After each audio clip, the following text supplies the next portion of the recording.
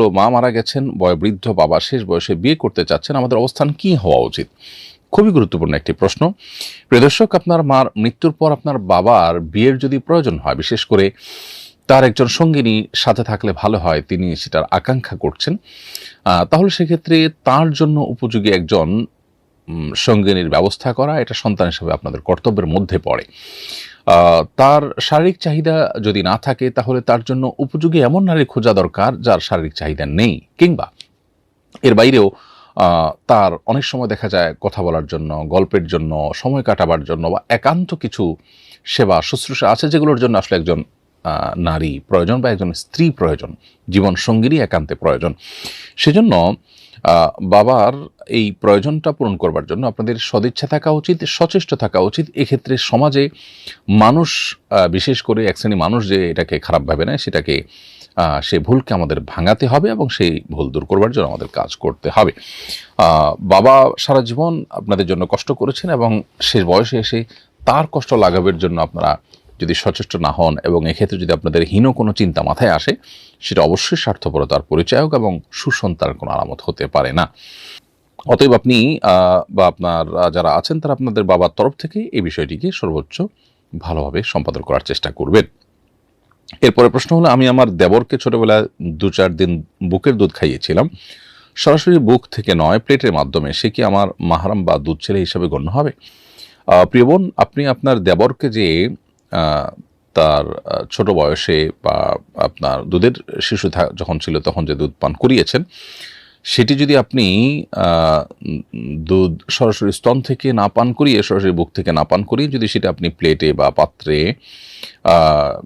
নিয়ে তারপর তাকে পান করান, তবুও কিন্তু দুধের সম্পর্ক এখানে তৈরি হয়ে গেছে এবং এর কারণে আপনার দেবর সম্পর্কে আপনার দুধ সন্তানের মতো, তার সঙ্গে আপনার পর্দার বিধান প্রযোজ্য হবে না।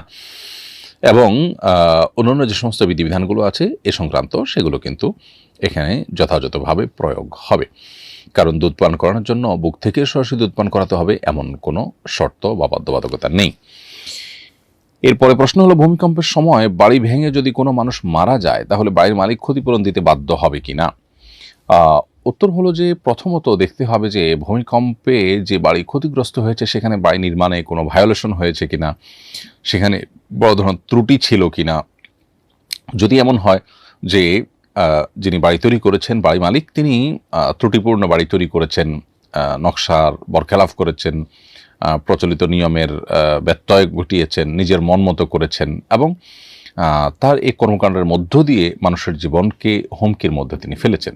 ভূমিকম্প এত আহামরি কোনো ভয়াবহ মাত্রার ছিল না, কিন্তু তার ত্রুটির কারণে মানুষ মারা গেছে, তাহলে সেক্ষেত্রে তার দায়ভার তাকে নিতে বাধ্য করা হবে এবং সেটা শরিয়া আদালত থাকলে সেটা ক্ষয়ক্ষতি এবং সার্বিক অবস্থা বিবেচনা করে ফয়সালা দিবেন এবং তাকে ক্ষয়ক্ষতি নিতে বাধ্য করা হবে।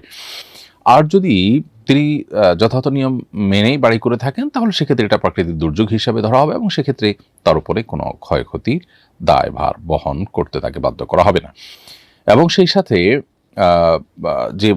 যে বা যারা এই ভাঙা বাড়ির নিচে চাপা পড়ে মারা গেলেন, তাদেরকে শহীদ হিসাবে গণ্য করা হবে।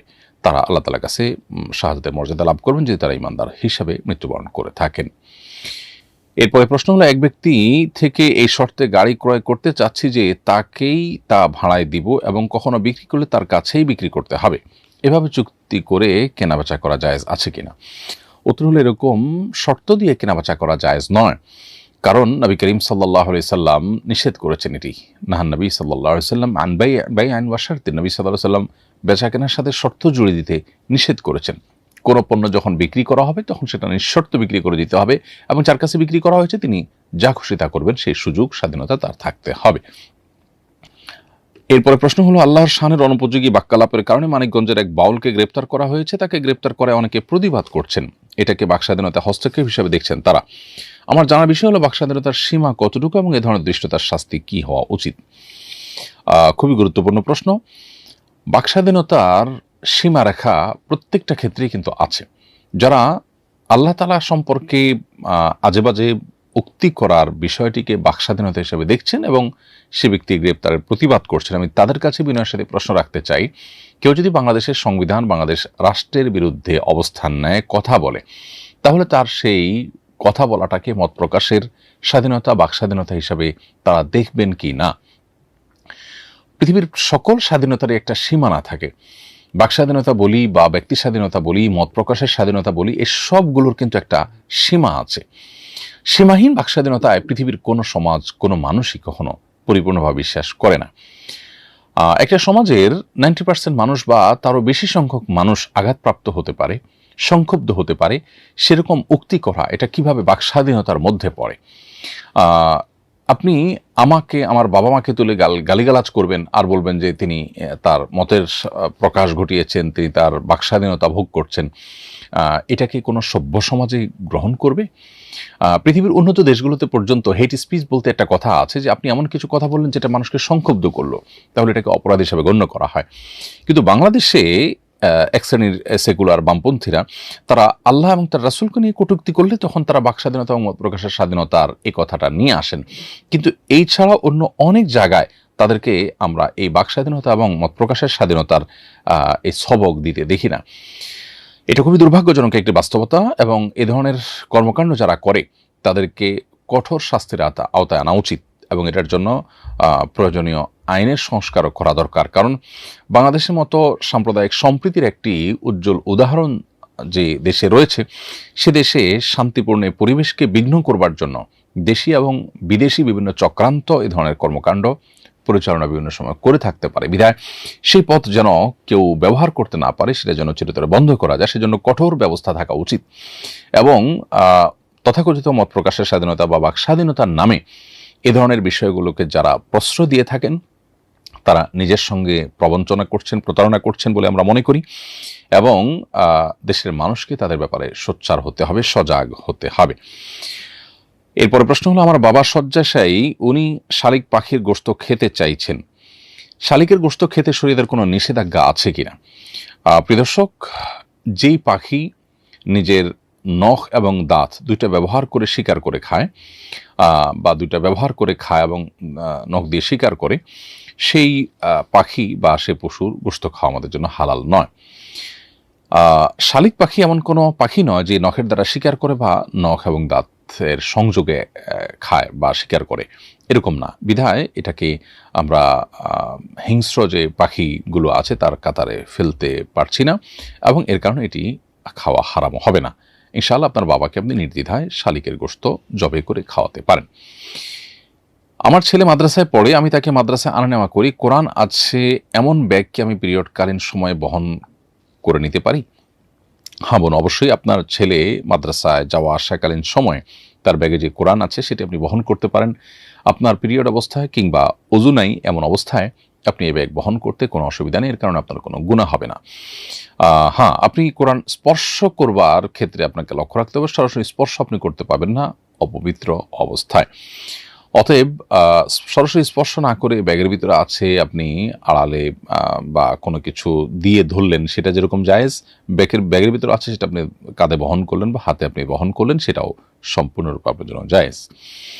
এরপরে প্রশ্ন হলো, কোনো পেট্রোলিয়াম জেলি, লিপ জেল বা লোশনে অ্যালকোহল থাকলে তা ব্যবহার করা যাবে কিনা? উত্তর হলো, অ্যালকোহল যেটা পানীয়, যেটা নেশা সৃষ্টি করে, নেশা উদ্রেক করে, যেটি হারাম, সেটি আর এই পেট্রোলিয়াম জেলি, লিপ জেল বা লোশন ইত্যাদিতে যে অ্যালকোহল থাকে দুটি এক নয়। এই অ্যালকোহলটা এক প্রকারের কেমিক্যাল, এটি মূলত পানযোগ্য, নিষিদ্ধ বা হারাম শরিয়ার দৃষ্টিকোণ থেকে যে অ্যালকোহল সেটির আওতায় পড়ে না। ফলে এই অ্যালকোহল থাকলেও জেলি, লিপ জেল বা লোশন এগুলো ব্যবহার করা যাবে। এরপরে প্রশ্ন করেছেন শারমিন রিহা, আপনি লিখেছেন, আমার আম্মা হার্টের রোগী, ওনার নামাজে অনেক বেশি কাশি হয়, দম বন্ধ হয়ে যাওয়ার মতো, আমি তাকে নামাজের মধ্যে পানি পান করিয়ে দেই, এতে কি কোনো গুনাহ হবে? বোন শারমিন রিহা, আপনার এই প্রশ্ন উত্তর হলো যে আপনার মায়ের কাশির কারণে দম বন্ধ হয়ে যাওয়ার উপক্রম হয়, নামাজের মধ্যে যেরকম পরিস্থিতি হয়, তাহলে নামাজ ছেড়ে দিয়ে তিনি আবার পুনরায় নামাজ পড়বেন।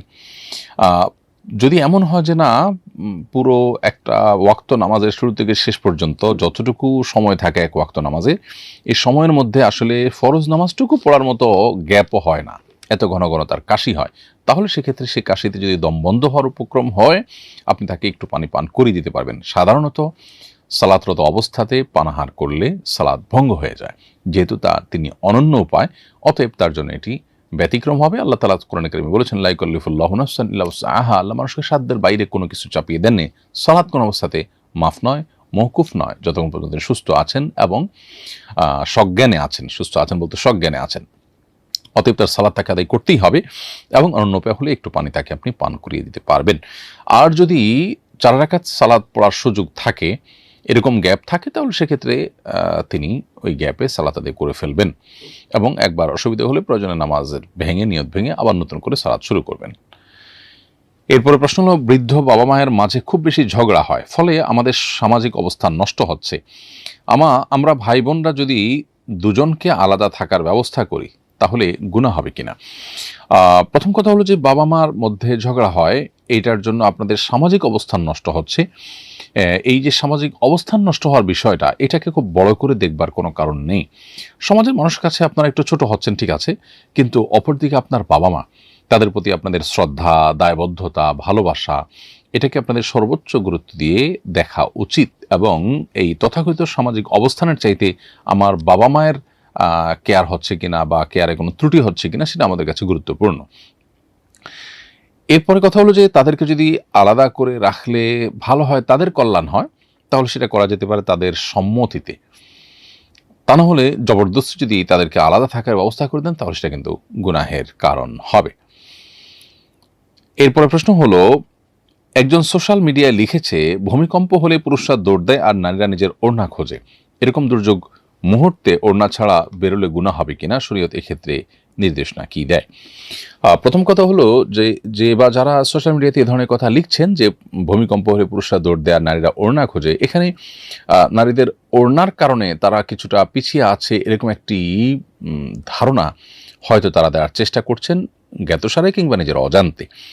আমি বিনয়ের সাথে তাদেরকে প্রশ্ন রাখতে চাই, কোনো পুরুষ যদি ভূমিকম্প যে মুহূর্তে আঁচ করেছেন, টের পেয়েছেন, ওই সময়তে যদি হাফ প্যান্ট পরা থাকেন কিংবা শুধুমাত্র আন্ডারওয়্যার পরা থাকেন, তিনি কি লুঙ্গি বা প্যান্ট কিছু একটা পরে তারপর দৌড় দিতে চাইবেন না? সেক্ষেত্রে তার এই যে একটা লুঙ্গি বা প্যান্ট কিছু একটা পরে অন্তত তাকে দৌড় দিতে হচ্ছে, এটাকে তিনি কি আসামের কাঠগড়া দাঁড় করাবেন? এটা খুবই কমন একটি ব্যাপার। আল্লাহ রাব্বুল আলামিন নারী এবং পুরুষকে সৃষ্টি করেছেন, প্রত্যেকের শরীরের কাঠামো আলাদা আলাদা বৈশিষ্ট্য দিয়ে সৃষ্টি করেছেন। অতএব একজন নারী, তিনি তার লাজুকতা থেকে, তিনি তার সম্ভ্রম রক্ষার খাতিরে তিনি ওড়না খুঁজে তারপরে তিনি আত্মরক্ষার চেষ্টা করবেন, সেটা খুবই স্বাভাবিক। অতএব এইটাকে নিয়ে যারা ট্রল করছেন অথবা নিজের অজান্তে যারা এটাকে নিয়ে হয়তো নেগেটিভ মন্তব্য করছেন, সে মানুষদের কাছে আমাদের বিনীত প্রশ্ন যে তারা এর মাধ্যমে আল্লাহর একটা বিধানের বিরুদ্ধে নিজের অজান্তে হয়তো দাঁড়াচ্ছেন এবং সেই সাথে একটা অযৌক্তিক অবস্থানে তারা দাঁড়াচ্ছেন, কারণ একই কথা তো পুরুষের বেলায়ও প্রযোজ্য হতে পারে। আর পাশাপাশি আরেকটি গুরুত্বপূর্ণ বিষয় হলো, ভূমিকম্প হলে বিশেষজ্ঞরা বলছেন দৌড় দেয়া নয়। অতএব ভূমিকম্প হলে দৌড় দিয়ে পলানোর চেষ্টা করা, এটা বেশিরভাগ ক্ষেত্রেই বিপদের কারণ হয়ে থাকে। অতএব এই অযৌক্তিক একটি কাজের ক্ষেত্রে আবার ওড়নাকে দোষারোপ করা অথবা নারীকে নিয়ে ট্রল করা, মেয়েদের সীমাবদ্ধতার বিষয়কে নিয়ে হাসাহাসির পাত্রে পরিণত করা, এটা মোটেই উচিত কোনো কাজ নয়। এটা দায়িত্বশীল মানুষের মন্তব্যের মধ্যে পড়ে বলে আমি মনে করি না। এরপরে প্রশ্ন হলো, ফজর নামাজ পড়ে যদি নিজ স্থানে না বসে থেকে হাঁটাহাঁটি করে এরপর ইশাকের নামাজ পড়ি, তাহলে হজ ওমরার সওয়াব পাবো কি না?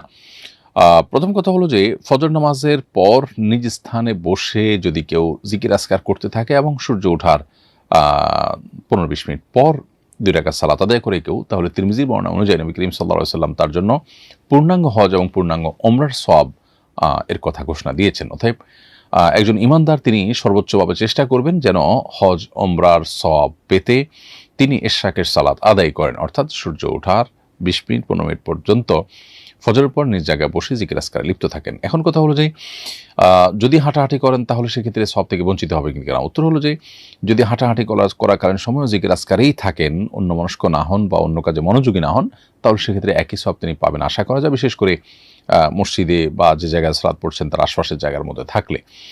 আর যদি তিনি ভিন্ন কোনো পরিবেশে চলে যান, ভিন্ন কোনো জায়গায় চলে যান, তাহলে সেক্ষেত্রে এই ফজিলত পাওয়া যাবে না বলে আপাতদৃষ্টিতে বোঝা যায়।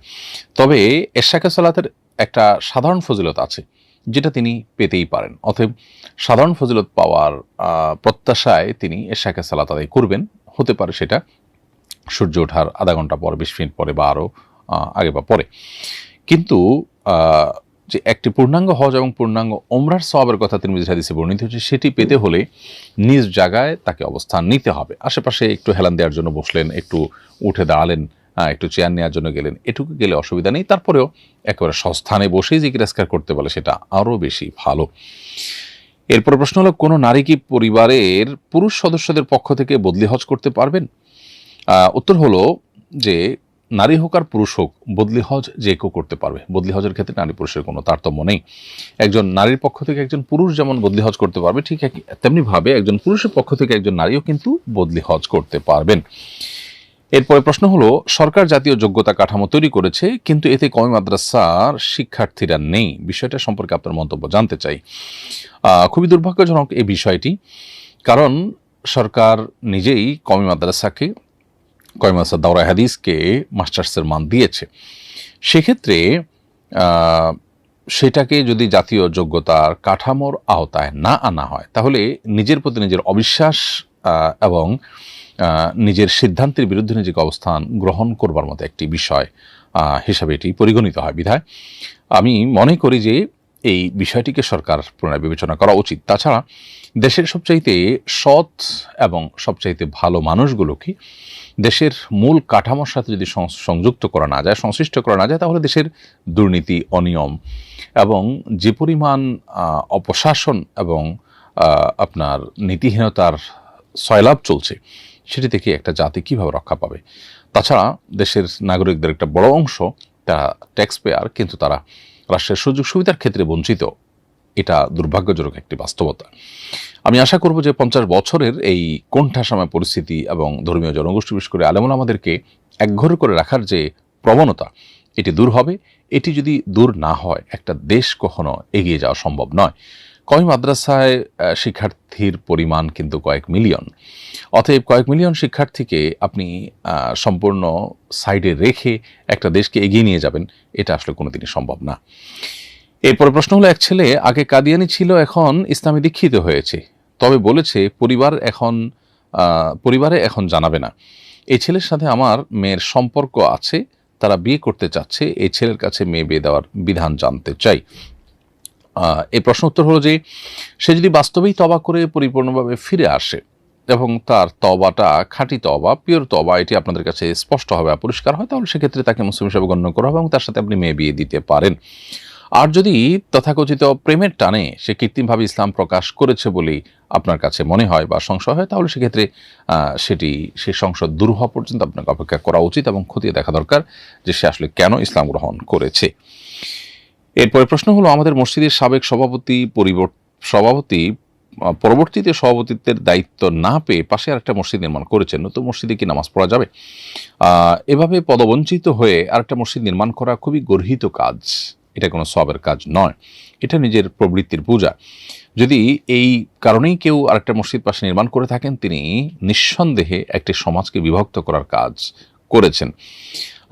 মসজিদ কমিটি কোনো স্থায়ী বিষয় নয়। এখন তিনি যদি মনে করেন তিনি মাজলুম, অন্যায়ভাবে তাকে বাদ দেওয়া হয়েছে, তাহলে পরবর্তীতে তিনি আবার হয়তো জয়েন করবেন। এমনকি যারা কমিটিতে আছে তারা যদি খারাপ লোকও হয়, তাতে তার নামাজের তো কোনো অসুবিধা হবে না। বিধায় নামাজের জন্য আরেকটা জায়গা তৈরি করার কোনো কারণ থাকতে পারে না। এমনকি মসজিদ কমিটি আর্থিক তসরুপ করে, অন্যায় অনাচার করে, এসব বিষয়গুলো যদি হয়, সেক্ষেত্রেও তাদের দায় তারা বহন করবে। মুসল্লিদের নামাজের কোনো ত্রুটি হবে বলে পৃথিবীতে কোনো আলেম ফতোয়া দেননি। বিধায় আরেকটি মসজিদ স্বতন্ত্র তৈরি করা পাশে সেটা কোনো অবস্থাতেই কিন্তু গ্রহণযোগ্য নয়। তারপরও যদি সেখানে কেউ সালাত আদায় করেন, সে সালাত আদায় হয়ে যাবে, কারণ সালাত আদায়কারীদের সেখানে কোনো ত্রুটি নেই। একজনের পাপের বোঝা শরীয়ত আরেকজনের উপরে কখনো বহন করতে বাধ্য করে না এবং কারোর উপরে চাপিয়ে দেয় না। এরপরে প্রশ্ন হলো, ভূমিকম্প হলে করণীয় কি এবং ভূমিকম্প থেকে আত্মরক্ষার বিশেষ কোনো দোয়া আছে কি না? উত্তর হলো যে ভূমিকম্প হলে একজন ঈমানদার আল্লাহর উপরে পরিপূর্ণভাবে তাওয়াক্কুল করবে, ভরসা করবে এবং আত্মরক্ষার জন্য সংশ্লিষ্ট বিষয়ে যারা বিশেষজ্ঞ আছেন তারা যে সমস্ত পরামর্শ দিয়ে থাকেন, সেগুলোকে তারা আমল নিয়ে নিজেকে নিরাপদে রাখার চেষ্টা করবেন। সেই সাথে ভূমিকম্পের সময় কিংবা আগে থেকে সুস্থ স্বাভাবিক সময় থেকেই আল্লাহ রাব্বুল আলামিনের কাছে একটা দোয়া আমরা নিবেদন করতে পারি, যেই দোয়ার মাধ্যমে আল্লাহ সুবহানাহু ওয়া তাআলার কাছে ভূমিকম্পের মাধ্যমে ধ্বংস, মৃত্যু বা ক্ষয়ক্ষতি থেকে আমরা বেঁচে থাকতে পারি, আত্মরক্ষা করতে পারি। দোয়াটি নবী সাল্লাল্লাহু আলাইহি ওয়াসাল্লাম পাঠ করতেন, সেটি হলো আল্লাহুম্মা ইন্নী আউযু বিকা মিনাত তারাদ্দি ওয়াল হাদাম ওয়াল গারাকি ওয়াল হারাক, অর্থাৎ হে আল্লাহ, আপনার কাছে আমি পানা চাই উপর থেকে পড়ে মৃত্যুবরণ করা থেকে, কিংবা কোনো ভবন বা কোনো কিছু ভেঙে চাপা পড়ে মৃত্যুবরণ করা থেকে। এখানে পরিষ্কারভাবে যে দোয়া করা হয়েছে তার মাধ্যমে ভূমিকম্পের মৃত্যু বা ভূমিকম্পে ক্ষতিগ্রস্ত হয়ে মৃত্যুবরণ করা থেকে বাঁচার সুস্পষ্ট দোয়া আল্লাহর কাছে রয়েছে। অতএব এটিকে আমরা নিবেদন করতে পারি এবং স্বাভাবিক অবস্থাতে এটি আমরা বারবার করে আল্লাহ তাআলার কাছে পড়তে থাকতে পারি। পরিবারের সব সদস্যদেরকে আমরা শিখিয়ে দিতে পারি, আল্লাহুম্মা ইন্নী আউযু বিকা মিনাত তারাদ্দি ওয়াল হাদাম ওয়াল গারাকি ওয়াল হারাক। আল্লাহ, আপনার কাছে পানা চাই উপর থেকে পড়ে মৃত্যুবরণ করা, কোনো কিছু নিচে চাপা পড়ে মৃত্যুবরণ করা, এবং আগুনে পড়ে মৃত্যুবরণ করা, এবং পানিতে ডুবে মৃত্যুবরণ করা, এগুলো থেকেও পানা চাই। ওয়াল গারাক ওয়াল হারাক, অর্থাৎ পানিতে ডুবে মারা যাওয়া কিংবা আগুনে পড়ে মারা যাওয়া থেকে পানা চাই। ওয়া আউযু বিকা আন ইয়াতাখাব্বাতানি আশ-শায়তান ইনদাল মাউত, আর মৃত্যুর সময় শয়তান আমাকে প্ররোচিত করে, প্রতারিত করে, ওয়াসওয়াসা দিয়ে, কুমন্ত্রণা দিয়ে বিভ্রান্ত করে বেঈমান করা থেকে আপনার কাছে পানা চাই। ওয়া আউযু বিকা আন আমুতা ফি সাবিলিকা মুদবিরা আও আমুতা লাদিগা, এবং আপনার রাহে কখনো জিহাদে গেলে আমি যেন পেছনে ফিরে না আসতে হয়, বরং আমি যেন জিহাদের সামনের দিকেই অগ্রসর হতে পারি, এবং আমি যেন কখনো সাপের দংশনে মৃত্যুবরণ না করি। এভাবে দোয়া নবী সাল্লাল্লাহু আলাইহি ওয়াসাল্লাম করেছেন। যদিও এই যে মৃত্যুগুলো, এই মৃত্যুগুলো কোনোটি কিন্তু খারাপ মৃত্যু নয়, শুধুমাত্র জিহাদের ময়দান থেকে পলায়ন করা এটি খারাপ এবং কবিরা গুনাহ। বাকি যে কোনো মৃত্যু কিন্তু একজন নেককার মৃত্যু হতে পারে। অতএব কেউ যদি সাপের দংশনে মারা যায় কিংবা কেউ যদি পানিতে ডুবে মারা যায়, তাহলে সেক্ষেত্রে সেগুলো খারাপ কোনো মৃত্যু নয়। শয়তানের ওয়াসওয়াসা দিয়ে কেউ যদি, ওয়াসওয়াসার কারণে কেউ ঈমান ছাড়া মারা গেলেন, সেটা খারাপ। আবার সেই সাথে কেউ যদি আল্লাহর রাহে জিহাদ থেকে পলায়ন করেন, সেটা খারাপ। এর বাইরে বাকিগুলো কিন্তু স্বাভাবিক। তারপরেও আমরা সুস্থ স্বাভাবিক সময় আল্লাহর কাছে তওবা করে ভালোভাবে মৃত্যুবরণ করতে চাইব। কোনো ভবনের নিচে চাপা পড়ে, কোনো কঠিন পরিস্থিতিতে পড়ে ধুকে ধুকে মারা যাওয়া, এটা নিশ্চয়ই কারোর কাঙ্ক্ষিত বিষয় হতে পারে না। অতএব আমরা আল্লাহ তাআলার কাছে দোয়া করব। এরপর যদি আল্লাহ না করুন কাউকে আল্লাহ তাআলা ধরনের পরিস্থিতিতে ফেলেন, তাহলে তিনি সবর করবেন, এবং প্রত্যেকটা কষ্টের বিনিময় আল্লাহ তাআলা বান্দাকে দিয়ে থাকেন। অতএব সবর করতে পারলে তিনি বিনিময় লাভ করবেন। আমি আবারও দোয়াটি বলছি, আল্লাহুম্মা ইন্নী আউযু বিকা মিনাত তারাদ্দি ওয়াল হাদাম ওয়াল গারাকি ওয়াল হারাক ওয়া আউযু বিকা আন ইয়াতাখাব্বাতানি আশ-শায়তানু ইনদাল মাউত ওয়া আউযু বিকা আন আমুতা ফি সাবিলিকা মুদবিরা আও আমুতা লাদিগা। দোয়াটি অত্যন্ত অর্থবহ। আল্লাহর রাহে থেকে আমরা পিছপা হয়ে পলায়ন করতে গিয়ে মারা যাওয়া এবং শয়তানের ওয়াসওয়াসা এটা নিয়ে মারা যাওয়া অত্যন্ত খারাপ এবং গর্হিত। আল্লাহ আমাদের সব ধরনের এই মৃত্যুগুলো থেকে হেফাজত করুন, এবং স্বাভাবিক ঈমানের সাথে নেককারদের মৃত্যু আল্লাহ তাআলা আমাদের সবাইকে নসিব করুন। এরপরে প্রশ্ন হলো, আমার বৈবাহিক সম্পর্ক বিচ্ছিন্ন হয়ে গেছে, এখন স্বামীর বাড়িতে ইদ্যত পালন করছি। ইদ্যত পালন অবস্থায় স্বামীর সংসারের কাজকর্ম করতে কি আমি বাধ্য? প্রিয় দর্শক, আপনার প্রশ্নের উত্তর হলো যে বৈবাহিক সম্পর্ক যখন বিচ্ছিন্ন হয়ে গেছে এবং আপনি স্বামীর বাড়িতে ইদ্যত পালন করছেন, নেসেসারি যে সমস্ত কাজগুলো আপনার, সে কাজগুলো তো আপনি করবেনই। এর বাইরে যেগুলো আসলে শরীয়ত আপনার উপরে দায়িত্ব হিসাবে চাপায়নি, স্বামী স্ত্রী সুলভ সম্পর্কের ভিত্তিতে আপনি করেছেন বা করতেন, সে কাজগুলো যদি আপনি করেন সেটা হবে আপনার পক্ষ থেকে বদান্যতা, কিন্তু শরীয়ত সেগুলো আপনাকে করতে বাধ্য করে না। যদি এই সময়ে বিচ্ছেদটাও যেন সুন্দর বিচ্ছেদ হয়, পরবর্তীতে হতে পারে কখনো আবার আপনাদের মধ্যে মনের মিল হবে এবং আবার আপনারা একত্র হতে পারেন বৈবাহিক সম্পর্কের মাধ্যমে শরিয়ার নিয়মের আলোকে। সেক্ষেত্রে এখন যদি সুসম্পর্ক বজায় রাখার খাতিরে সে কাজগুলো কন্টিনিউ করেন, সেটা দেখতেও সুন্দর। বিচ্ছেদ হয়েছে সেজন্য আপনি স্বামীর বাড়িতেই আছেন, কিন্তু সে কাজগুলো বন্ধ করে দিয়েছেন, এটা দেখতে কিছুটা দৃষ্টিকটু হয়, কিন্তু শরীয়ত আপনাকে বাধ্য করে না। আপনি চাইলে সেগুলো নাও করতে পারেন। আর নেসেসারি আপনার যে কাজগুলো আপনাকে করতে হয় সেগুলো তো আপনারটা আপনি করবেনই, এর বাইরে অতিরিক্ত কাজগুলো করতে আপনি বাধ্য না। কোনো ইবাদত করতে গেলেই মনে হয় আমি অনেক গুনাহগার, আমার ইবাদত কবুল হচ্ছে না, খুব হতাশা লাগে, কি করব? এটি শয়তান সাধারণত মানুষের মধ্যে সৃষ্টি করে। হতাশা সৃষ্টি করাটাই কিন্তু শয়তানের কাজ। অতএব ইবাদত করা আমাদের দায়িত্ব। ইবাদতের ক্ষেত্রে আমাদের লক্ষ্য রাখতে হবে যে আমরা ইখলাসের সাথে করছি কিনা, আল্লাহর সন্তুষ্টি অর্জনের জন্য করছি কিনা, ইবাদতটি সুন্নাহ সম্মত হচ্ছে কিনা, নবী সাল্লাল্লাহু আলাইহি ওয়াসাল্লামের বাতানো পদ্ধতিতে হচ্ছে কিনা। এই দুটি বিষয় যদি নিশ্চিত হয়, তাহলে সেক্ষেত্রে লক্ষ্য রাখতে হবে যে আমি এর বিনিময়ে শুধু আল্লাহর কাছে চাই, অন্য কারোর কাছে নয়। ইবাদত কবুলের জন্য 3টি শর্ত আছে: ঈমানদার হয়ে ইবাদত করা, এবং সুন্নাহ সম্মত উপায়ে ইবাদত করা, নবীজি যেভাবে করেছেন ঠিক সেভাবে করা, এবং ইবাদতের বিনিময় শুধু আল্লাহর কাছে আশা করা, মানুষকে দেখানোর নিয়ত না করা। তাহলে ঈমানদার, সুন্নাহ সম্মত, ইখলাস, এই 3টা জিনিস সহ যদি আপনি কোনো আমল করেন, সেটা আল্লাহর কাছে কবুল হবে। অতএব এগুলো এনশিওর করার চেষ্টা আপনি করবেন। এর বাইরে আপনাকে আর এই ইবাদত আদৌ কবুল হচ্ছে কি হচ্ছে না সেটা নিয়ে সংশয় করবার কোনো প্রয়োজন নেই।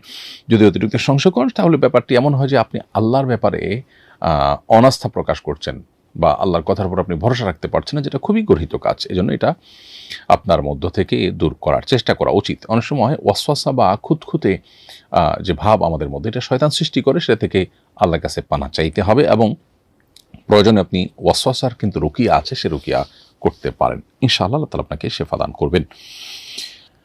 এরপর প্রশ্ন হলো, গত মঙ্গলবার রাতে রাজধানীর কড়াইল বস্তিতে ভয়াবহ আগুন লেগেছে। এ ধরনের ঘটনা আমাদের দেশে প্রায় ঘটে থাকে। মাঝে মধ্যে মন খারাপ হয়, মনে হয় এই দেশটা আর থাকবো না, অন্য কোনো দেশে চলে যাব। এই মনোভাবের কারণে আমি কি গুনাহগার হব? এবং এই ধরনের ঘটনার পুনরাবৃত্তি রোধে আপনার কোনো সুপারিশ বা পরামর্শ থাকলে দয়া করে জানাবেন।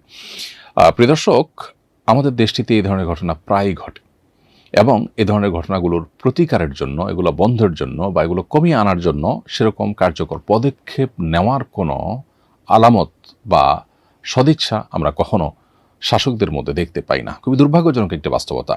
দুর্নীতি, অনিয়ম, দেশের সম্পদ বাহিরে পাচার করা, লুট করা এবং নানানভাবে অর্থের অপচয়, এগুলো আমাদের দেশে দীর্ঘদিন পর্যন্ত খুব স্বাভাবিক একটি বিষয়ে পরিণত হয়েছে। আমাদের দুর্ভাগ্য যে আমরা সেই শাসন বা সেই শাসক কখনো পাইনি যে শাসক আসলেই জনগণের কল্যাণে দীর্ঘমেয়াদে পরিকল্পনা নিয়ে কাজ করবেন এবং দেশকে পরিপূর্ণভাবে সমৃদ্ধ এবং উন্নত একটি দেশে পরিণত করবার জন্য সিরিয়াসলি কাজ করবেন। শুধুমাত্র মানুষের চোখে ধুলি দেওয়া এবং উন্নতির নামে হাতে গোনা কিছু কাজ দেখিয়ে মানুষকে ধোঁকা দেওয়া এবং ভোটের যে রাজনীতি সেটা চাঙ্গা করার এই প্রবণতায় আমরা দীর্ঘদিন থেকে দেখে আসছি। এর কারণে মন খারাপ হওয়াটা আমাদের স্বাভাবিক নয় এবং এর কারণে কেউ যদি মন খারাপ করে নিজের পরিবার নিরাপত্তার জন্য দেশের বাইরে চলে যায়, আমি তাকে গুনাহগার হয়ে গেছে এটি বলতে পারি না। তবে এখানে দায়িত্বশীলতার একটা বিরাট ব্যাপার আছে, সেটা হলো যে একজন মুসলিম হিসাবে আমরা পৃথিবীর যেখানে যাব সেখানে আমাদেরকে সংস্কার কাজ করতে হবে, সমাজ সংস্কার, সমাজকে সংশোধনের কাজে আমাদেরকে মনোযোগ দিতে হবে।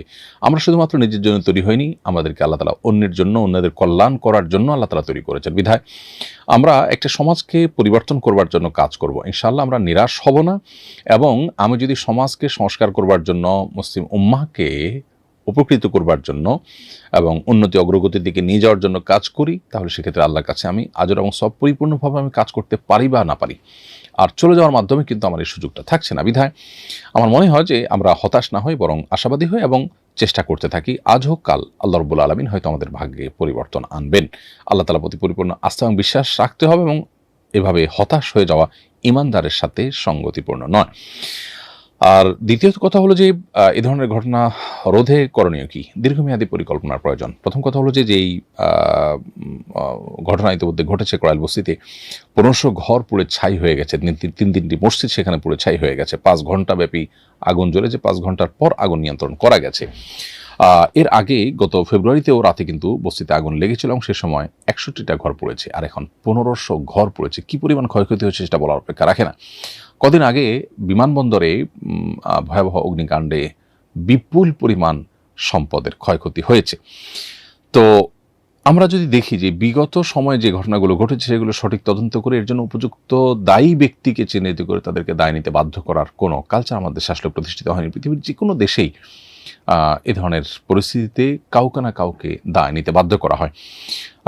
বিমানবন্দরে যা অগ্নিকাণ্ড ঘটনা ঘটেছে সেখানে তদন্ত হয়েছে আমরা জানি, কিন্তু কারোর উপরে কি দায় চাপানো হয়েছে? কেউ না কেউ তো দায়ী অবশ্যই আছে। প্রত্যেকটা ঘটনার জন্য এরকম দায়ী ব্যক্তিদেরকে দায় নিতে বাধ্য করার কালচার আমাদের দেশে প্রতিষ্ঠা করতে হবে। সেই সাথে এ ধরনের ঘটনা যেন না ঘটে তার জন্য দীর্ঘমেয়াদী পরিকল্পনা নিতে হবে, অপশাসন দূর করতে হবে, সুশাসন প্রতিষ্ঠা করতে হবে, ন্যায় এবং স্বচ্ছতা, জবাবদিহিতা নিশ্চিত করতে হবে, দুর্নীতিকে জাদুঘরে পাঠাতে হবে। দুর্নীতি এবং অনিয়ম রোধ করা ছাড়া একটা দেশের আসলে উন্নতি কোনো দিন সম্ভব নয়। বিধায় আমাদের দেশে সবচেয়ে বড় অভাব বা দুর্ভিক্ষ বলতে পারি সততার। বিধায় এই সততা এটি প্রতিষ্ঠা করার জন্য একদিকে যেমন ধর্মীয় শিক্ষা, নৈতিক শিক্ষা এটি বাড়ানো দরকার, অপরদিকে আইনের কঠোর শাসন এবং সেটার প্রয়োগ দরকার। আল্লাহ রাব্বুল আলামিন আমাদের সবাইকে রক্ষা করুন, হেফাজত করুন এবং যারা ক্ষতিগ্রস্ত হয়েছেন তাদের ক্ষতি পুষিয়ে নেওয়ার তৌফিক দান করুন। প্রিয় দর্শক, দেখতে দেখতে আমরা অনুষ্ঠানের একেবারে মাঝামাঝি পর্যায়ে এসে পৌঁছে গেছি। সময় হয়েছে ছোট্ট একটি বিরতিতে যাওয়ার। বিরতির পর আবারও ফিরে আসবো ইনশাআল্লাহ। আশা করছি আমাদের সঙ্গেই থাকবেন। ব্যক্তি স্বাবলম্বী না হলে পরিবার এগোবে না, পরিবার না এগোলে সমাজ এগোবে না, সমাজ না এগোলে রাষ্ট্র থমকে দাঁড়াবে। তাই ব্যক্তিকে স্বাবলম্বী করে তুলতে আস সুন্নাহ ফাউন্ডেশন স্বাবলম্বীকরণ প্রকল্প হাতে নিয়েছে কয়েক বছর আগে। এই প্রকল্পের আওতায় শুধু 2024 সালেই 2052 জনকে 30,000 টাকা মূল্যের স্বাবলম্বী উপকরণ দেওয়ার পর বেশিরভাগই ঘুরে দাঁড়িয়েছে।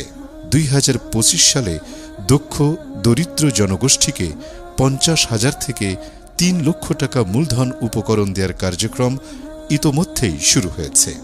অসহায় এই সব মানুষের ঘুরে দাঁড়ানোর গল্পে আপনিও অংশীদার হন।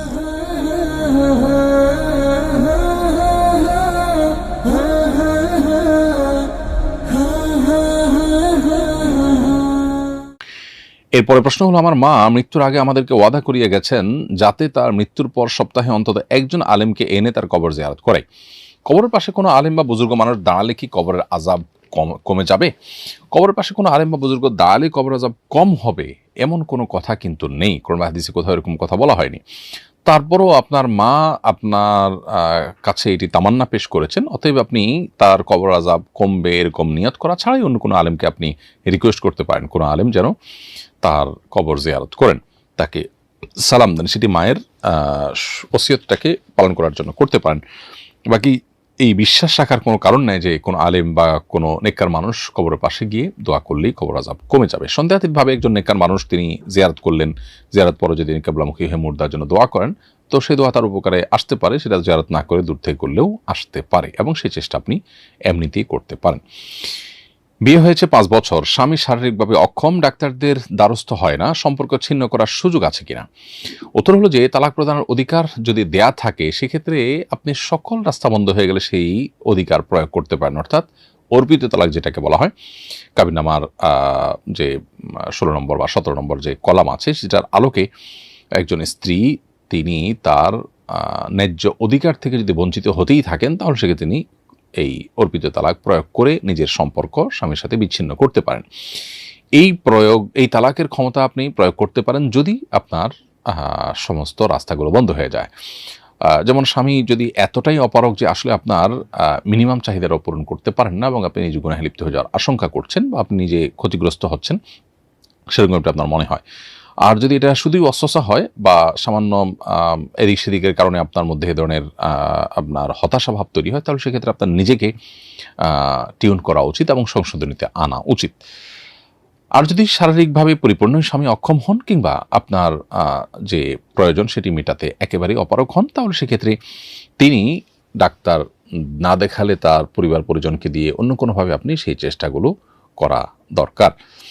সেটা যদি আপনি কোনোভাবেই করে না পান তাহলে সেক্ষেত্রে অবশ্যই আপনি তার থেকে বিচ্ছেদের উদ্যোগ নিতে পারেন। অর্পিত তালাকের মাধ্যমে যেমন হতে পারে, স্বামীর কাছ থেকে তালাক চেয়ে নিতে পারেন, সেটা আপনার জন্য গুনাহের কোনো বিষয় হবে না। আবার তালাক না দিলে আপনি খোলার ব্যবস্থা করতে পারেন, মোহরের টাকা ফেরত দিয়ে তার কাছ থেকে আলোচনার ভিত্তিতে বিচ্ছেদের প্রস্তাব দিতে পারেন এবং সেটার কোনোটাই যদি না পান তাহলে সেক্ষেত্রে আদালত এর মাধ্যমে কিংবা শরিয়া পঞ্চায়েতের মাধ্যমে আপনি বিবাহ বিচ্ছেদের উদ্যোগ নিতে পারেন।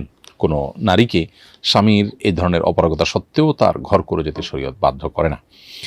গত 5 বছর ধরে আমার জাকাতের নেশাব পরিমাণ স্বর্ণ গয়না আছে, এতদিন জাকাত দেওয়া হয়নি, এখন বকেয়া জাকাত দিতে চাচ্ছি, বর্তমান মূল্য ধরে বিগত সময়ের জাকাত দিতে হবে নাকি বিগত 5 বছরের প্রত্যেক বছরের দাম ধরে জাকাত দিতে হবে? উত্তর হলো জাকাত প্রদানের ক্ষেত্রে আদায়কালীন মূল্য ধরতে হবে।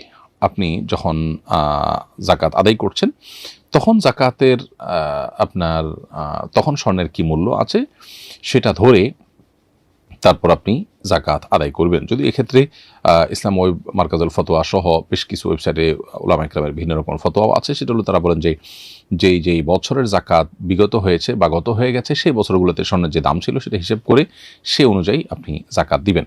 তো এ সমস্ত ক্ষেত্রে আমরা সতর্কতামূলক মতটিকে গ্রহণ করা অধিকতর উপযোগী। সেই হিসাবে আপনি আদায়কালীন সময়ের যে মূল্য সেই মূল্য হিসাব করে জাকাত দিয়ে দিবেন, সেটাই সবচেয়ে উত্তম এবং নিরাপদ। অফিস থেকে শুধু মা আর বাবার নামেই হেলথ ইন্স্যুরেন্স দিয়েছি, এখন ওয়াইফের চিকিৎসা করে মায়ের নামে চালিয়ে দেওয়া যাবে কিনা?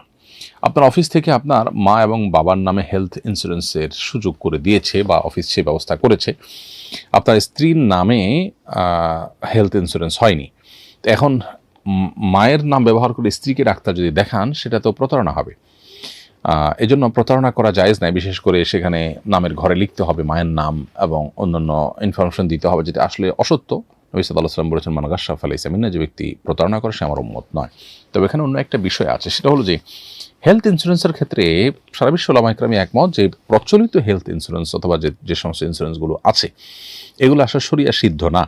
এগুলোকে শরিয়া সিদ্ধ করবার জন্য উলামায়ে কেরামের বিভিন্ন পরামর্শ আছে, সেগুলো খুব কমই আমলে নেওয়া হয়েছে।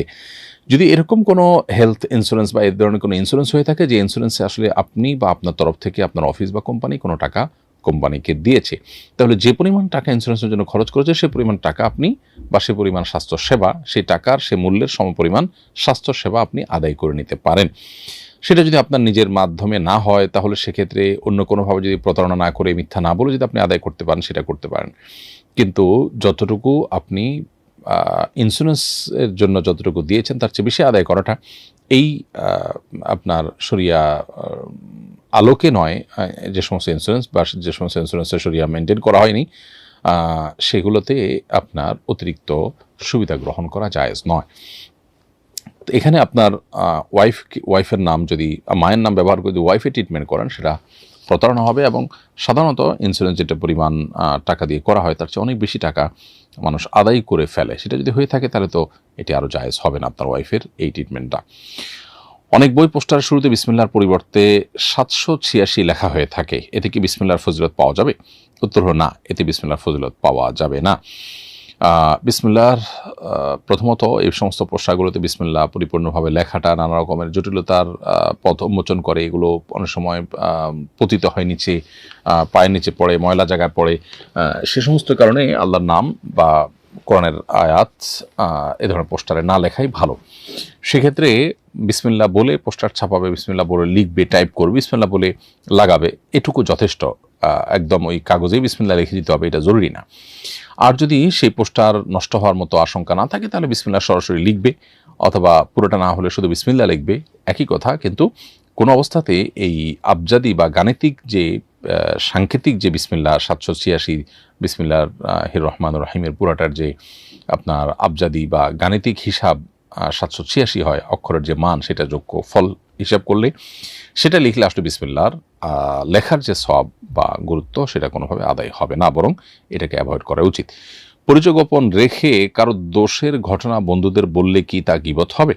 কারো পরিচয় গোপন রেখে যদি কারোর কাছে আপনি সেটা বলেন তাহলে সেটা গীবত হিসাবে পরিগণিত হবে না।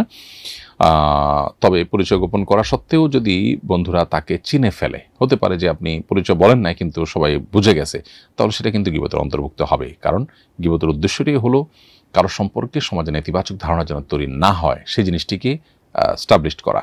অতএব যদি তারা বুঝেই যায় তাহলে সেই লক্ষ্যটা তো আর হাসিল হলো না, সে মাকসাদ হাসিল হলো না। তো মাকসাদের শরিয়া এখানে বিবেচনা করতে হবে। এরপরে প্রশ্ন হলো বিউটি পার্লারের ব্যবসা করা যাবে কিনা? উত্তর হলো বিউটি পার্লারের ব্যবসা মৌলিকভাবে কোনো হারাম ব্যবসা নয়। সেখানে যদি আপনি বৈধ কোনো কাজ করেন তাহলে সেটা হালাল হবে। ধরুন সেখানে মেয়েদের স্বাভাবিক যে সমস্ত শোভাবর্ধনের কাজ, সাজসজ্জার কাজ সেগুলো করতে পারেন। যে সমস্ত হালাল বিউটিফিকেশনের কাজ আছে সেগুলো করতে পারেন। সেখানে দেখা গেল যে আপনার হাত পায়ের যত্ন, মুখের যত্ন নেওয়ার অনেক সার্ভিস থাকতে পারে যেগুলো শরিয়া অ্যালাউ করে, সেগুলো করতে পারেন।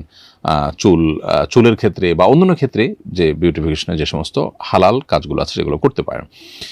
কিন্তু যদি হারাম কোনো কাজ হয় তাহলে সেক্ষেত্রে যেমন ব্রু প্লাগ করা, এটা শরীয়তে নিষেধ। এখন সেটা যদি আপনি সেখানে করেন সেটা নাজায়েজ হবে। অতএব বিউটি পার্লারে কী করছেন সেটা হলো দেখার বিষয়। স্বামীকে না জানিয়ে স্বামীর টাকা থেকে অল্প অল্প করে 10 বছরে 1 লাখ টাকা জমিয়েছি, এই টাকার মালিক কে, আমি নাকি স্বামী? প্রিয় বোনের প্রশ্ন উত্তর হলো যে যেই টাকা স্বামীকে না জানিয়ে তার থেকে সরিয়ে রেখেছেন এই টাকাটা স্বামীর, এটা আপনার না। আর যদি আপনি এরকম টাকা সরান, স্বামী জানেন এবং তিনি এটাকে বরং এনজয় করছেন এবং তার কোনো আপত্তি নাই, সেটি স্পষ্ট, তাহলে সেক্ষেত্রে এটা আপনার হতে পারে এবং এটার মালিক আপনি, যদি স্বামীর কোনো আপত্তি না থাকে। এরপর প্রশ্ন হলো স্বামী 1 তালাক দেওয়ার পর বলেছে আমার বাসায় চলে এসো, এটা রুজু বলে গণ্য হবে কিনা? হ্যাঁ, এটা রুজু বলে গণ্য হবে যদি নির্দিষ্ট সময়ের মধ্যে এটি বলে থাকে। ইদ্দতের সময়টা পার হয়ে গেছে তারপরে স্বামী এটি বলেছেন, এরকম হলে সেটি রুজু বা প্রত্যাহার বলে গণ্য হবে না। 1 তালাক দেওয়ার পর 3 মাসের মধ্যেই স্বামী কিন্তু ইদ্দত চলাকালীন সময়ের মধ্যেই কিন্তু স্বামী যদি বলেন যে চলে আসো, তাহলে এটা তিনি তালাক প্রত্যাহার করেছেন সেটা হিসাবে গণ্য হবে এবং আপনি চলে আসতে পারবেন এবং বৈবাহিক সম্পর্ক পুনর্বহাল হয়ে যাবে। এরপরে প্রশ্ন হলো, অনেকদিন থেকে আমি গোঁফ একটু স্বাভাবিক বড় রাখি। গতকাল এক মুরব্বী আমাকে ভৎসনা করে বলেছেন খাবার খাওয়ার সময় খাবারের কোনো অংশ গোঁফে লাগলে তা হারাম হয়ে যায়। এতদিন আমি যা খেয়েছি সব হারাম খেয়েছি, বিষয়টি কি আসলে সঠিক জানতে চাই। প্রিয় দর্শক, প্রথম কথা হলো গোঁফ খুব বেশি বড় রাখাটা সুন্নার খেলাফ। গোঁফ ছোট করা বা কসসুস শারিব হাদিসের ভাষায় এটি মিন সুনানিল ফিতরাহ বা প্রকৃতিগত সুন্নার অন্তর্ভুক্ত। আগের অন্যান্য নবী রাসূলগণের মধ্যেও এই সুন্না অব্যাহত ছিল। খুবই গুরুত্বপূর্ণ একটি সুন্না। এই জন্য গোঁফ বড় রাখা উচিত নয়, গোঁফ ছোট করতে হবে। গোঁফ ছোট করা, কেচি ইত্যাদি দিয়ে বা ট্রিমার ইত্যাদি দিয়ে গোঁফ ছোট করা, এটাই হলো সুন্না এবং সেই সুন্না সবসময় মেনে চলা উচিত আপনার। সেটি হলো প্রথম কথা। দ্বিতীয় কথা হলো যে যদি গোঁফ বড় হওয়ার কারণে খাবার বা পানীয় খেতে বা পান করতে গেলে লেগে যায়, তাহলে সেটি হারাম হওয়ার কথা যেটা তিনি বলেছেন এটা সঠিক বলেননি। বরং কোরআন হাদিসের কোথাও আপনার যদি কোনো খাবার বা পানীয় গোঁফে লেগে যায় সেটা হারাম হওয়ার কথা কোনো ফকিহ বলেননি। তবে কোনো ফকিগণ এটাকে মাকরু বলেছেন। গোঁফ যদি খেতে বা পান করতে গেলে যদি গোঁফে লেগে যায় তাহলে এটাকে মাকরু বলেছেন কোনো ফকিগণ, অন্যরা এটাকে মাকরুও বলেননি এবং সেই মতটি অধিকতর শক্তিশালী মনে হয়। তবে হ্যাঁ, এটি অস্বাস্থ্যকর এবং সন্দেহাতীতভাবে আমাদের এটি অ্যাভয়েড করা উচিত নিজের সুস্থতার প্রয়োজনে এবং অরুচিকর বটে বিধায় সেটি ভিন্ন বিষয়। কিন্তু শরিয়া দৃষ্টিকোণ থেকে এটাকে যেভাবে দেখানো হয়ে থাকে একেবারে হারাম হয়ে যাবে খানাটা, বিষয়টা সেরকম না, বরং মাকরু হওয়া নিয়েও ইখতিলাফ আছে। এরপরে প্রশ্ন হলো, শ্বশুর আমার ও স্বামীর রাশি দেখে বলেছেন আমাদের নাকি সম্পর্ক টিকবে না, স্বামী ভবিষ্যতে অন্য বিয়ে করবে, এগুলো কি সত্য? দেখুন, আপনার শ্বশুর আপনার এবং আপনার স্বামীর রাশি দেখে আপনাদের সম্পর্ক টিকবে না বা ভবিষ্যতে কি হবে না হবে সে সম্পর্কে মন্তব্য করেছেন, এটি খুবই গর্হিত একটি কাজ তিনি করেছেন। কারণ লা ইয়ালামুল গায়বা ইল্লাল্লাহ, আল্লাহ ছাড়া কেউ কিন্তু অদৃশ্য বা ভবিষ্যতে কী হবে না হবে সেটা আল্লাহ ছাড়া কেউ জানেন না। বিধায় এ ধরনের রাশি দেখে ভবিষ্যৎবাণী করা নাজায়েজ একটি কাজ, যেটি আপনার শ্বশুর করেছেন তার তওবা করা উচিত এবং গায়েবের বিষয়ে এ ধরনের মন্তব্য করা উচিত নয়। আর রাশি গণনা করা, এটার জন্য গণকের কাছে যাওয়া বা কারোর কাছে রাশি গণনা করতে দেওয়া ইটসেলফ এটা আরেকটা গুনাহের কাজ, হাদিসে পরিষ্কারভাবে নিষেধ আছে। এবং 40 দিন পর্যন্ত আমল ইবাদত কবুল হবে না যদি কেউ রাশি গণকের কাছে যায় এবং তার কাছে নিজের রাশি গণনা করতে চায়, অর্থাৎ এটি গুনাহের কথা, এই জন্য এটা করা উচিত না। আর যদি কেউ বিশ্বাস করে রাশি গণনাকে, তাহলে তো সে গর্হিত কাজ করলো, কেমন যেন হাদিসের ভাষ্যমতে নবী সাল্লাল্লাহু আলাইহি ওয়াসাল্লামের প্রতি তার সে ঈমান আনলো না, বরং তার প্রতি কুফরি করলো। ব্যাপারটা এরকম, কারণ আল্লাহ তাআলার কাছে একমাত্র গায়েবের ইলম, বিধায় রাশির গণনা করে কোনো গণক যদি বলেন এবং তার কথা যদি খেটেও যায়, তারপরেও এরকম ব্যক্তির দ্বারস্থ হওয়া একজন ইমানদারের জন্য জায়েজ নয়। এবং এই ধরনের শয়তানি ওয়াসওয়াসা বাদ দিয়ে আপনার স্বামীর সাথে সুন্দরভাবে সুসম্পর্ক বজায় রেখে আপনি সংসার করতে থাকবেন আল্লাহর উপর পরিপূর্ণ তাওয়াক্কুল এবং ভরসা করে। এরপরে প্রশ্ন হলো, আমি অস্ট্রেলিয়ায় পড়ালেখা করি, আমি দিন থেকে উদাসীন হয়ে যাচ্ছি দিন দিন, আমাকে নসিহা করুন প্লিজ।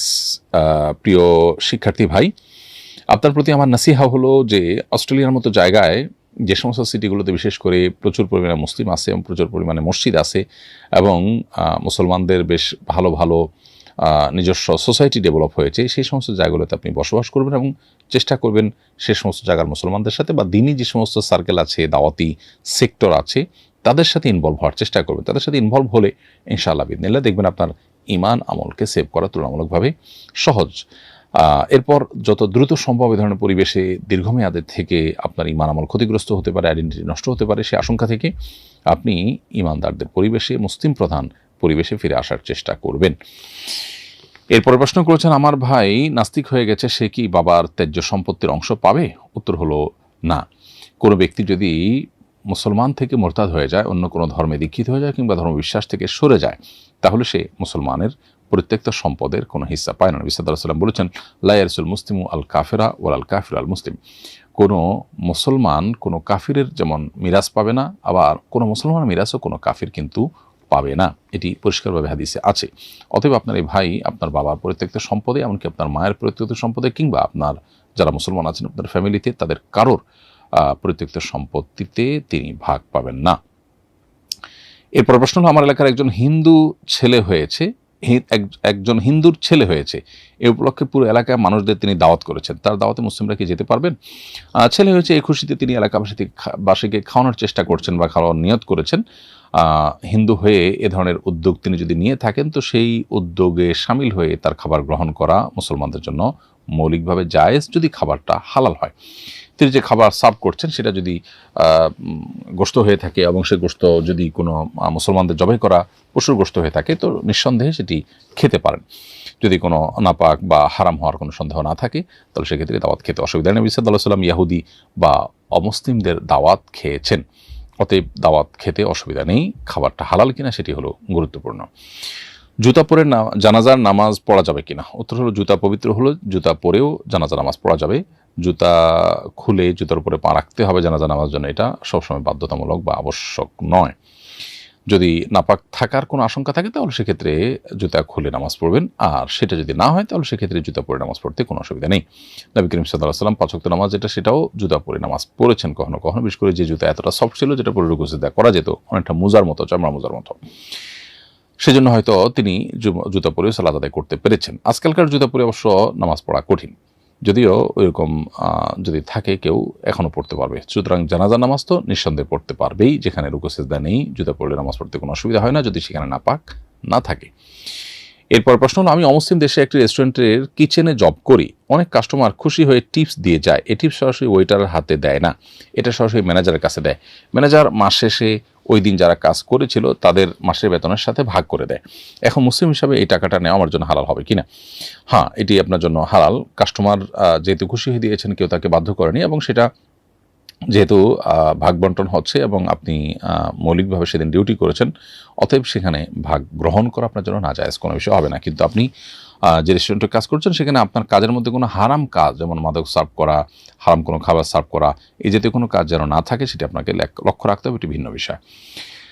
স্বামী সৌদি প্রবাসী, সেখানে 6 মাসের চুক্তিতে এক নারীকে বিয়ে করে আবার 6 মাস পর তালাকও দেয়, এটা কি জায়েজ? উত্তর হলো না।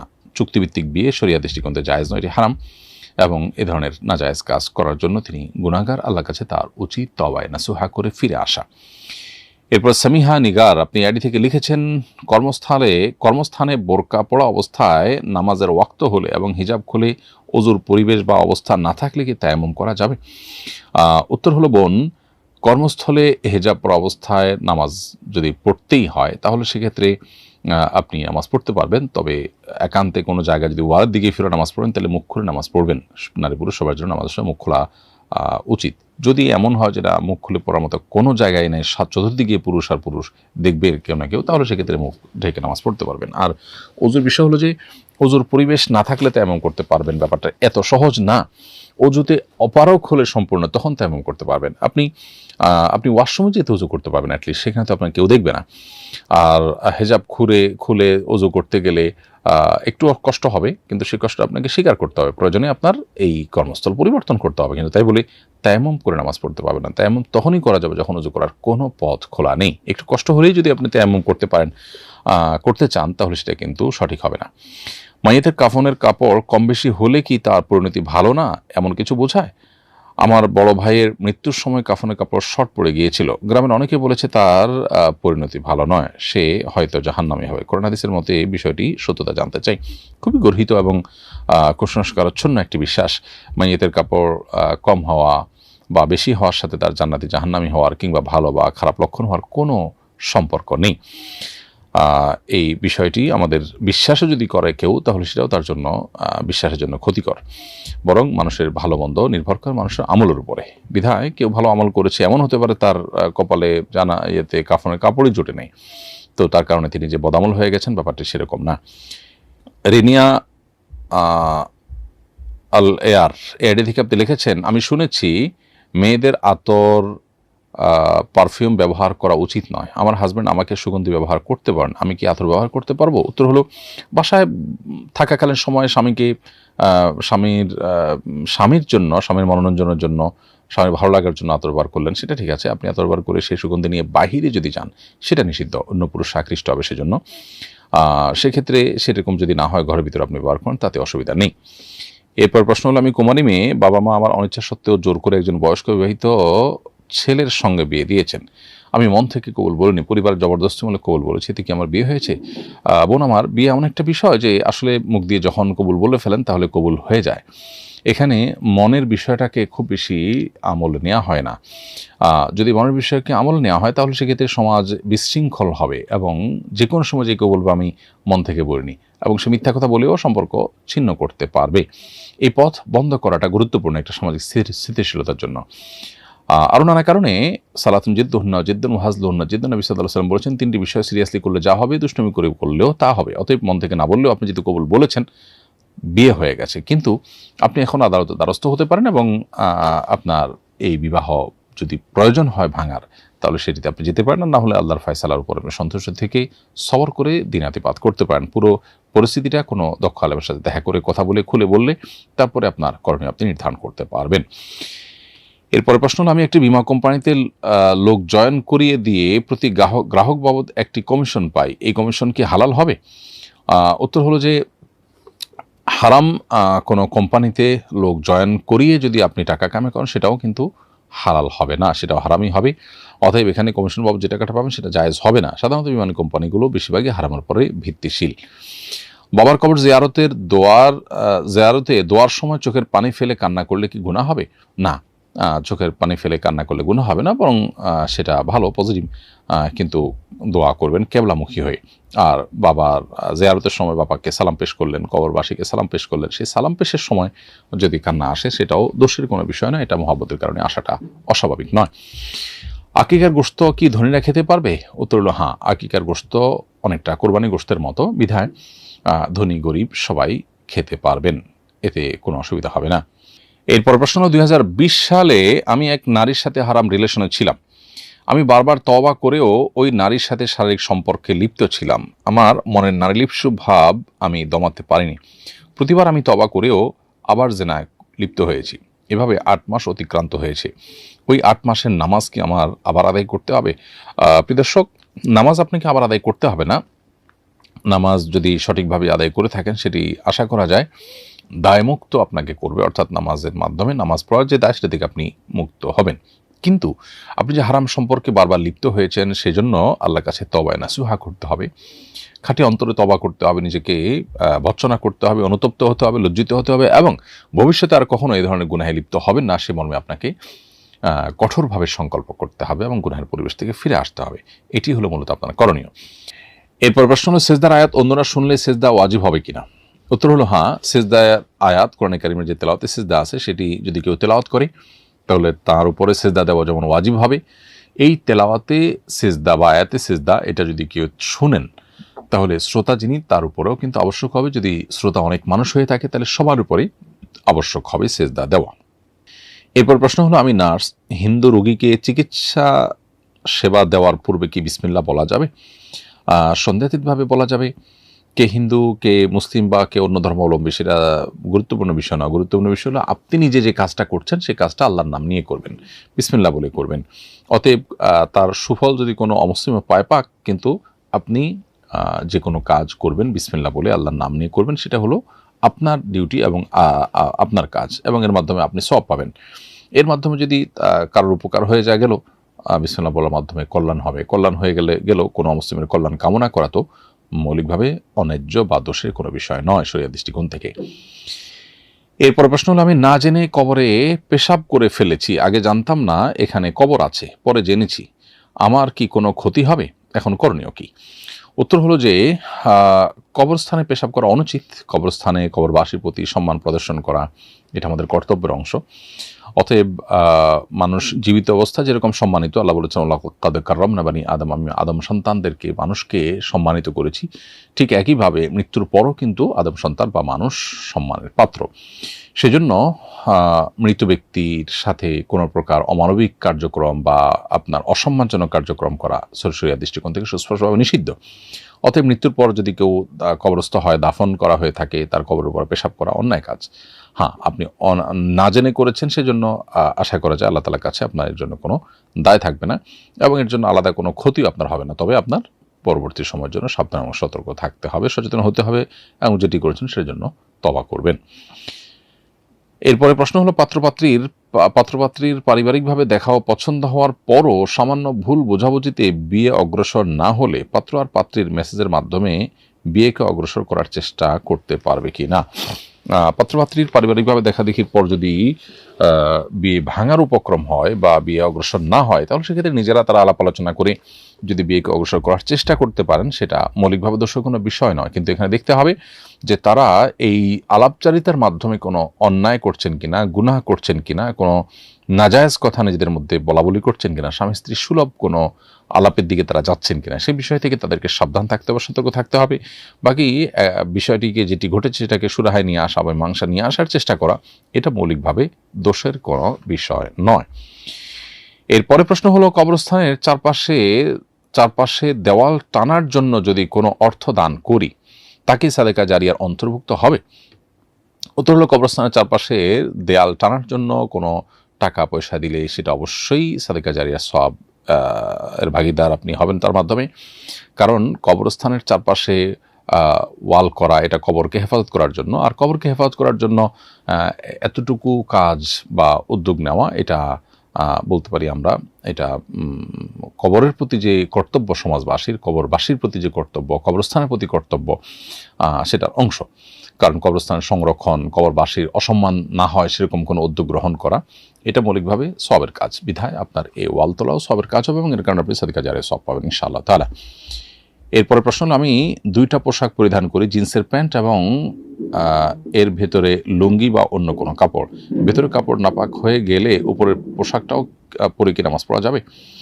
উত্তর হলো যে, আপনার ভেতরের কাপড় যদি নাপাক হয়ে যায় এবং উপরের কাপড় যদি সেটা লাগার সম্ভাবনা না থাকে, তাহলে সেক্ষেত্রে আপনার উপরের কাপড় পরে নামাজ পড়তে পারেন। ভেতরের কাপড় নাপাক হলে উপরেরটাও নাপাক হয়ে যাবে, এমন কোনো বিষয় কিন্তু নেই। ধরুন সামান্য একটু পেশাবের ফোঁটা লেগেছে, তো এইটা সাধারণত একটা কাপড় ভেদ করে আরেকটা কাপড়ে যে অনেক বেশি লাগবে, সেটার সম্ভাবনা খুবই ক্ষীণ। আর যদি অনেক বেশি নাপাক হয়ে থাকে, যেটার ফলে উপরেরটাও হয়তো অনেক বেশি নাপাক হয়ে গেছে, তাহলে সেক্ষেত্রে নাপাক হয়ে যাবে। আর সামান্য হয়তো লেগেছে, সামান্য লেগে থাকতে পারে, সংশয় হচ্ছে, এটার ভিত্তিতে উপরের কাপড়টাকে নাপাক ধরা হবে না। এরপরে প্রশ্ন হলো, কিয়ামতের আগে নাকি ঘন ঘন ভূমিকম্প হবে, এটা কি সত্য? উত্তর হলো, কিয়ামতের আগে ভূমিকম্পের পরিমাণ বেড়ে যাওয়ার বিষয়টি বিভিন্ন হাদিসের আলোকে সুপ্রমাণিত। ওতাকসুরু জিলজাল, কিয়ামতের আগে ভূমিকম্পের পরিমাণ বেড়ে যাবে, এটি হাদিসের আলোকে সাব্যস্ত হয়েছে। অতএব পৃথিবীর বিভিন্ন প্রান্তে ভূমিকম্পের পরিমাণ বেড়ে যাওয়া, এটার পেছনে বিভিন্ন বৈজ্ঞানিক তত্ত্ব এবং গবেষণা থাকতে পারে, কিন্তু এর যে অন্তর্নিহিত কারণ, সেটি হাদিসে ১৫০০ বছর আগে তিনি বলেছেন। আজকে যে বৈজ্ঞানিক গবেষণা বা তত্ত্বগুলো আমরা পাচ্ছি, সেগুলো নবী সাল্লাল্লাহু আলাইহি ওয়াসাল্লামের সময় ছিল না, মানুষ সেটি জানতো না, কিন্তু তিনি যেটা বলেছেন সেটি কিন্তু অক্ষরে অক্ষরে খাটছে। এটি বরং নবী সাল্লাল্লাহু আলাইহি ওয়াসাল্লামের নবুয়তের সুস্পষ্ট একটি দলিল এবং প্রমাণ। বিধায় আমাদের সতর্ক হওয়া উচিত। এর পাশাপাশি কিয়ামতের আগে আপনার অনেক বেশি অস্বাভাবিক মৃত্যু হবে পৃথিবীতে, অস্বাভাবিক মৃত্যুর হার বেড়ে যাবে, সেটিও কিন্তু বলা হয়েছে এবং সেটাও কিন্তু আমরা দেখতে পাচ্ছি। জ্ঞান বিজ্ঞানের উন্নতির এই যুগে মানুষের জীবনের নিরাপত্তা অনেক বেশি থাকার কথা, কিন্তু অস্বাভাবিক মৃত্যুর হার কিন্তু দিন দিন বাড়ছে এবং নবী সাল্লাল্লাহু আলাইহি ওয়াসাল্লাম যেটি বলেছেন সেটি কিন্তু খাটছে। এটি তার প্রতি ঈমানকে আমাদের আরও বাড়িয়ে দেয়। এবং আমরা এ ধরনের ভূমিকম্পে আল্লাহর কাছে ইস্তেগফার এবং তওবা করব। কিয়ামতের খুব নিকটবর্তী সময় বড় আলামতের মধ্যে থেকে একটা হলো যে পৃথিবীর পূর্বে পশ্চিমে বড় বড় ভূমিধস ঘটবে। সেটা যে কোনটাকে ইন্ডিকেট করা হলো বা কোন ঘটনাকে বলা হয়েছে, সেটা আদৌ আপনার আমরা চিহ্নিত করাটা, এটা জটিল এবং কঠিন কাজ। কিন্তু কিয়ামতের আগে বিভিন্ন আকারের ভূমিকম্প পৃথিবীতে বাড়বে, এটি সত্য। হাদিসে কিয়ামতের আগে এরকমটি ঘটার কথা বলা হয়েছে। এরপরে প্রশ্ন হলো, রাসূলের বহু বিবাহ নিয়ে বাসায় আলাপ চলছিল। রাসূলের বিয়ের সংখ্যা শুনে স্ত্রী একটা খারাপ কথা বলে, পরে বলে, আমি ভাবছি অন্য কারো বিয়ে নিয়ে বলেছ। রাসূলের বিষয়ে বলেছ, এটা খেয়াল করিনি। পরে সে তওবা ইস্তেগফারও করে। অবস্থায় কি তার ঈমানে কোনো সমস্যা হবে? না, যেহেতু তিনি না জেনে মন্তব্য করেছেন, সেহেতু ঈমানের জন্য ক্ষতিকর কোনো বিষয় হওয়ার কথা নয়। তবে তারপরও শোনা উচিত যে তিনি কি বলেছেন। যদি আল্লাহর বিধান নিয়ে তিনি কোনো বাজে কথা বলে থাকেন, তাহলে তো সেটা ঈমান হরণকারী বিষয় হতে পারে। তারপরও তিনি যদি ইস্তেগফার করেন, তওবা করে ফিরে আসেন, আশা করা যায় আল্লাহ তাআলা তার সেই ভুল মাফ করবেন। এবং এই ধরনের পরীক্ষাগুলোতে আমাদের উত্তীর্ণ হতে হবে এবং আমাদেরকে জয়ী হতে হবে। এই পরীক্ষাগুলো উতরাতে হবে, আমাদের সব কিছু মন মতো হবে না, সেটি আমাদের মাথায় রাখতে হবে। শরীয়তের অনেক বিধান আছে যেটি হয়তো আমার বুঝে আসছে না বা যেটা আমার ভাল লাগছে না, কিন্তু আল্লাহর সামনে আমি নিজেকে সমর্পণ করেছি, সেটি আমাদের মাথায় রাখতে হবে। বাবা আমাদের ভাই বোনকে সব সম্পদ লিখে দিয়েছিলেন। এরপর তিনি আরেকটি বিয়ে করেছেন, সে সংসারে তার সন্তান হয়েছে। বাবা মারা যাওয়ার পরে তারাও সম্পদ দাবি করছে, আমাদের করণীয় কি? উত্তর হলো, আপনার বাবা ভাই বোনকে যে সব সম্পদ লিখে দিয়েছেন, এরপরে তিনি যে আরেকটা বিয়ে করেছেন সেখানে সন্তান হয়েছে, প্রথম সংসারের সন্তানদেরকে যে লিখে দিয়েছেন এটা গিফট হিসেবে ধরা হবে। এরপরে যে সন্তান জন্ম লাভ করেছে তাকে যদি পরবর্তীতে কোনো সম্পদ তার থাকে সেখান থেকে তিনি দেন, সেটা ভিন্ন বিষয়, দিলে সেক্ষেত্রে সমতা বজায় রেখে দিতে হবে। কিন্তু আগে যে আপনার সম্পদ দেওয়া হয়েছে অন্য সন্তানদেরকে, পরের ঘরের যে সন্তান জন্ম হয়েছে পরবর্তীতে সে যদি দাবি করে সেটা অন্যায্য হবে এবং সেটা তার প্রাপ্য হবে না। কারণ যে কোনো মানুষ তার সন্তানদেরকে উপহার উপঢৌকন দিতেই পারেন, সেক্ষেত্রে সমতা বজায় রেখে দেওয়া উচিত, সেটা ভিন্ন বিষয়। তো তিনি সেটা দেওয়ার পরে যদি কোনো সন্তান দুনিয়াতে আসে, আগে যে উপহার দিয়েছে সেটার ভাগ সে দাবি করতে পারে না। এরপর প্রশ্ন হলো, চাচাতো ভাইয়েরা যেন সম্পদ না পায় এবং আত্মসাৎ করতে না পারে, সেজন্য কি বাবা একমাত্র মেয়েকে সকল সম্পদ লিখে দিতে পারবেন? আমাদের সমাজে এই বিষয়টি খুব বেশি ঘটে থাকে। চাচাতো ভাইয়েরা যেন সম্পদ না পায়, তাদেরকে বঞ্চিত করবার উদ্দেশ্যে কন্যাকে সব সম্পদ লিখে যাওয়া, একজন কন্যা হোক বা একাধিক কন্যা হোক, শুধু মেয়েই আছে সেজন্য তাদের সব সম্পদ দিয়ে গেলাম অন্যকে বঞ্চিত করবার জন্য, এটা অনুচিত কাজ। কারণ আমাদের প্রত্যেকটা সম্পদে কার কতটুকু হিস্সা আছে আল্লাহ তাআলা এটা নির্ধারণ করে দিয়েছেন, এবং আল্লাহ যেভাবে নির্ধারণ করে দিয়েছেন সেই হারে তাদেরকে সেটা দিতে মানসিকভাবে প্রস্তুত থাকা উচিত। এক্ষেত্রে আমরা যদি হেরফের করি বা আমরা যদি অসততা করি বা গড়িমসি করি, সেটা অন্যায্য হবে, অনুচিত হবে, সেটা করা উচিত না।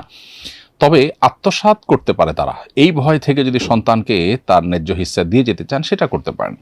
তবে বাবার মৃত্যুর পর একমাত্র কন্যা হলে তিনি টোটাল সম্পদের অর্ধেক পাবেন, আর যদি একাধিক কন্যা হন তাহলে তারা সবাই মিলে বাবার সন্তান হিসাবে তারা বাবার সম্পদের মধ্যে 3 ভাগের 2 ভাগ পাবেন, বাকি 1 ভাগ অন্য ওয়ারিসদের মধ্যে ভাগ বন্টন হবে।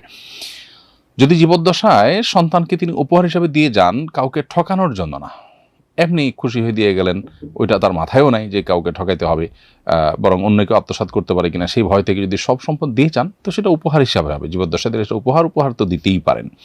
অতএব এখানে নিয়তটা গুরুত্বপূর্ণ, যে অন্যরা যেন না পায়, সেটা নিয়ত যদি দেন তাহলে সেটা অনুচিত হবে। বাট সন্তানকে তিনি দিলে সেটা সন্তানের জন্য হালাল হবে এবং উপহার হিসাবে গ্রহণ করবেন। আমার স্বামী আমাকে গালিগালাজ করলে আমি বলি তোমার সঙ্গে আর থাকবো না, তোমাকে 3 তালাক, এই বলে আমি আমাদের বাড়িতে চলে এসেছি। আমাদের সম্পর্ক কি চিরবিচ্ছিন্ন হয়ে গেছে? কোনো স্ত্রী যদি স্বামীকে বলে তোমাকে 3 তালাক, তাতে তালাক হয় না, তালাক পতিত হয় স্ত্রী নিজের প্রতি নিজে তালাক গ্রহণ করলে, সেটাও অর্পিত তালাকের পাওয়ার থাকলে তখন। অতএব আপনার এই কথায় তালাক পতিত হয়নি। প্রিয় দর্শক, আমরা অনুষ্ঠানের দেখতে দেখতে একেবারে শেষ প্রান্তে চলে এসেছি এবং সময় হয়েছে বিদায় নেওয়ার।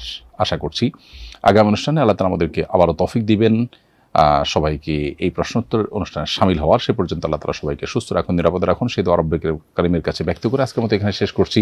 হাযা মা ইনদি ওয়া লা ইলমা ইনদাল্লাহ ওয়া জাযাকুমুল্লাহু খায়রা। ওয়াসসালামু আলাইকুম ওয়া রাহমাতুল্লাহি ওয়া বারাকাতুহু।